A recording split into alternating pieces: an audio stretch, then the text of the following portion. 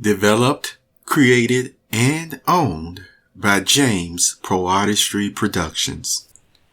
Welcome to another episode of the Star Trek: A Child's Vision commentary. The episode we cover today is Star Trek Tasted Armageddon. First, let me start off by saying that even at a young age, I found this episode not only intriguing, but actually disturbing at the same time. What do I mean by that? Okay, well, let me go ahead and share with you my thoughts.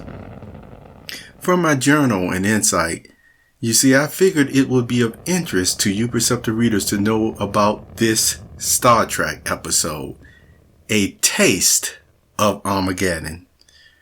When there is a desire to have peaceful coexistence with nature and animals, people come up with a lot of ideas. Have you seen the habitats and the sanctuaries built for the animals? You certainly have heard of them. What about in your home and garden grounds? A nicely planted house for the birds. They sing thank you when they leave your home for the winter and return in the spring. Your domesticated dog, and I say this loosely, cat, have comfortable beds in the house or a dog house in the backyard. Don't forget their foam mattress for them. We talked about the animals quite a bit here, yet what about your paintings, pictures, writings, and culture that should never be lost? Your memorabilia from many generations past are all placed nicely in the showcase area for family and friends to see.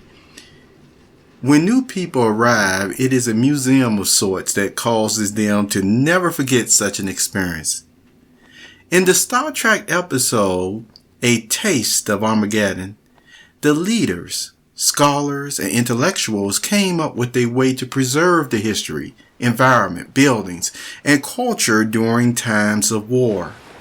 They felt it worked so well that the decisions made to implement such a profoundly obscure view between humanoid life and buildings lasted for hundreds of years.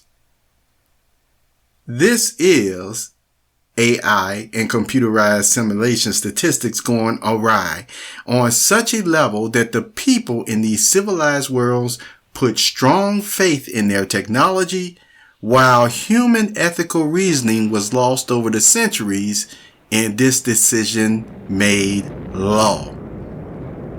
Captain Kirk was even considered to be a barbarian for raising the value of human life and how it needs to be factored in as a strong deterrent for fighting wars in the first place. The way they were going about the solution to maintaining a solely peaceful environmental atmosphere was greatly unbalanced, and the barbarian Captain Kirk recognized this. In other words, the people in this civilization valued an expensive painting, transportation systems, buildings, more than the humans that created these items and structures. Human life was acceptable to lose, but not these things. You will notice how Captain Kirk and his whole crew were triangulated right in the middle of it all. What do you think about how he took care of the dilemma? Do you feel it was a decision that you could have come to terms with as well, hypothetically speaking? To say the least, notice the arguments both sides were making. See if you would have been on Captain Kirk's line of reasoning or the administrator of this planet they were sent to set up a peaceful relationship. Writers and directors of note for this episode were Robert Hammer and Gene Roddenberry. This concludes this commentary on the Star Trek episode Taste of Armageddon from the Star Trek: A Child's Vision. You have a very wonderful day.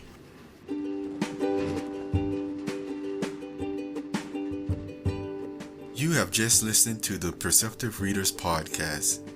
remember, until next time, if you read something that encourages you to improve or enhance your life for the better, it becomes your reality.